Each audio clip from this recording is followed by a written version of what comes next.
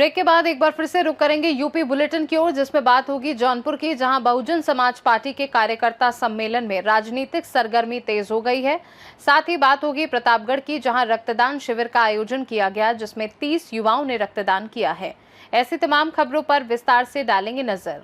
जौनपुर जिला के शाहगंज क्षेत्र के अखंड सराय स्थित शगुन हॉल में बहुजन समाज पार्टी के कार्यकर्ता सम्मेलन में राजनीतिक सरगर्मी तेज हो गई, जहां प्रयागराज, वाराणसी और अयोध्या मंडल के जोन इंचार्ज दिनेश चंद्र ने शाहगंज सीट से जुल्फकार अहमद गामा को प्रत्याशी घोषित किया।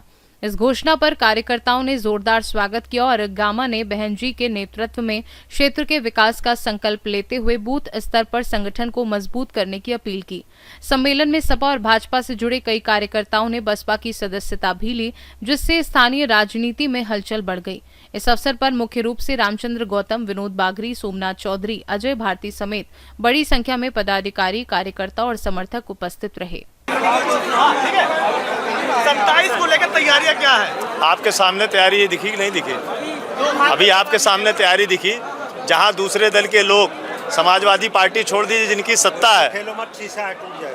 सत्ता है और उन्होंने प्रदेश अध्यक्ष तो घोषित कर दिया भारतीय जनता पार्टी के लोग, लेकिन वो अपनी प्रदेश की कार्यकारिणी नहीं बना रहे हैं। और मान्या बहन जी ने प्रदेश की कार्यकारिणी, जिले की कार्यकारिणी, विधानसभा की कार्यकारिणी, सेक्टर और बूथ की कार्यकारिणी बना करके प्रत्याशी भी आपके सामने देने का काम किया।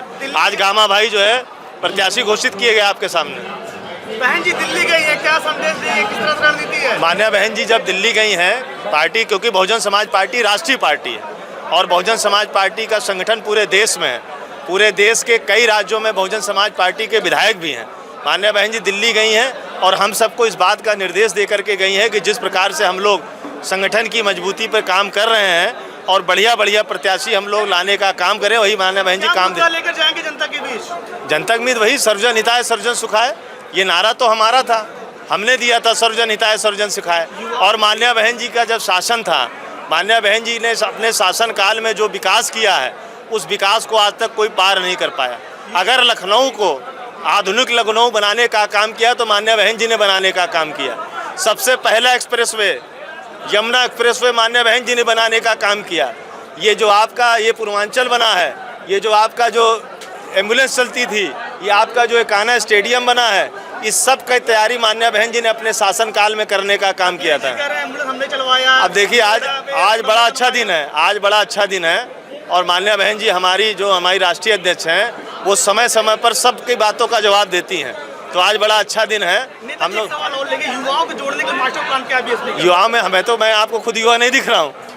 आप देखो मेरे जैसा छोटा कार्यकर्ता जो बीबीएफ का संयोजक था, आपने देखा होगा, नीला शर्ट, नीली पैंट, सफ़ेद शर्ट, डंडा लेके ड्यूटी करता था। मान्या बहन जी ने निकाला, पूर्वांचल का कोऑर्डिनेटर बनाया, विधान परिषद में सदस्य विधान परिषद बनाया बहुत कम उम्र में, और विधान परिषद का सदस्य नहीं नेता बनाया। 11 एमएलसी रहते नेता बनाया, सभापति भी रहा।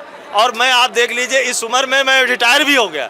अब आप जान लो बहन जी कितना आगे बढ़ाती हैं। गठबंधन करेंगे कैसे? वो उसका निर्णय मान्या बहन जी करेंगे। आकाश आनंद सर आ रहे हैं उत्तर प्रदेश में। बिल्कुल मान्या बहन जी अब इसका आने वाले समय में तैयारी करके बताएंगे। विधानसभा से पिछली बार चुनाव में अलग प्रत्याशी, उसके बाद इस चुनाव में, आगामी चुनाव में अलग प्रत्याशी, क्या कुछ चल रहा है कि बार जो है प्रत्याशियों को चेंज किया जाए? क्या भरोसा जताया? ये कौन सा आपका प्रश्न है?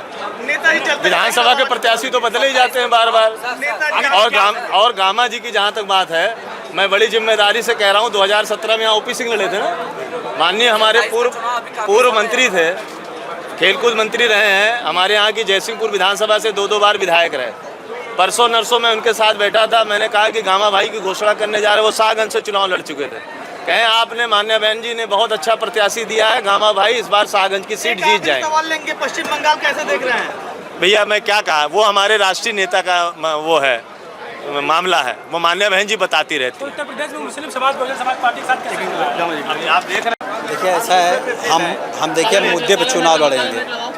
विपक्ष कह रहा है गामा भाई के चुनाव से पोस्टर बैनर दिखाई देते हैं। नहीं, कहने दीजिए, कहने काम है, कहते हैं हमारा काम जो हम अपने हिसाब से काम करेंगे। वो अपनी बात कहेंगे, वो अपनी बात करेंगे, हम अपनी बात करेंगे। चुनाव लड़ने आए कि झगड़ा करने आए? हम चुनाव लड़ने के लिए झगड़ा थोड़ा करने के लिए। चुनाव में निषाद पार्टी से रमेश सिंह लड़ाई दावेदारी पर ऐसे में लड़ाई किस तरीके से मान रहे हैं? देखिए लड़ाई किससे मानेंगे? देखिए जनता लड़ाई लड़ेगी बस हम एक बात जनता हमारा अपने हिसाब लड़ाई लड़ेगी, जनता लड़ाई लड़ेगी, है कि नहीं। जनता भी क्या मुद्दा लेके जाएंगे? मुद्दा वही शिक्षा रोजगार यही है।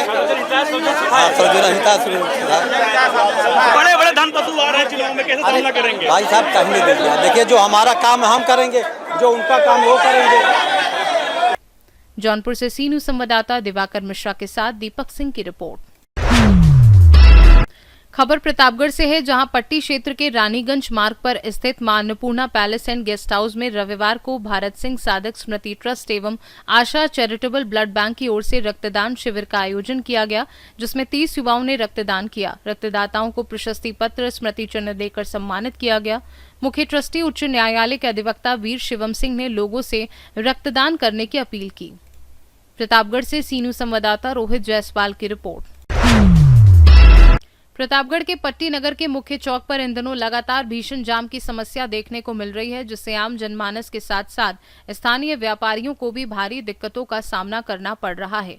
रोजाना लगने वाले इस जाम के कारण बाजार की रफ्तार थम सी गई है और दुकानदारों का व्यापार बुरी तरह प्रभावित हो रहा है।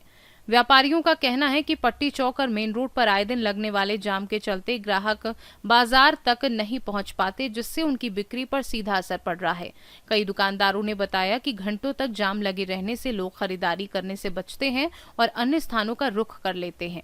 स्थानीय लोगों के अनुसार जाम की मुख्य वजह सड़क पर अव्यवस्थित पार्किंग, ठेला खोमचा और बढ़ता यातायात दबाव है। वहीं ट्रैफिक व्यवस्था सुचारू न होने के कारण स्थिति और भी गंभीर हो जाती है। व्यापारियों और नगरवासियों ने प्रशासन से मांग की है कि इस समस्या का जल्द से जल्द समाधान किया जाए, ताकि बाजार की स्थिति सामान्य हो सके और व्यापार प्रभावित ना हो। व्यापारियों में नाराजगी ज्यादा है। यदि जल्द ही कोई ठोस कदम नहीं उठाए गए तो हम सभी व्यापारियों का बिजनेस ठप हो जाएगा। अब देखना यह है कि प्रशासन इस गंभीर समस्या पर कब तक ध्यान देता है और नगरवासियों को जाम से राहत दिलाने के लिए क्या कदम उठाता है। प्रतापगढ़ से सी न्यूज संवाददाता रोहित जायसवाल की रिपोर्ट। यूपी बुलेटिन में फिलहाल के लिए इतना ही। बने रहिए सी न्यूज भारत के साथ। हर खबर आपके साथ, आपके हाथ।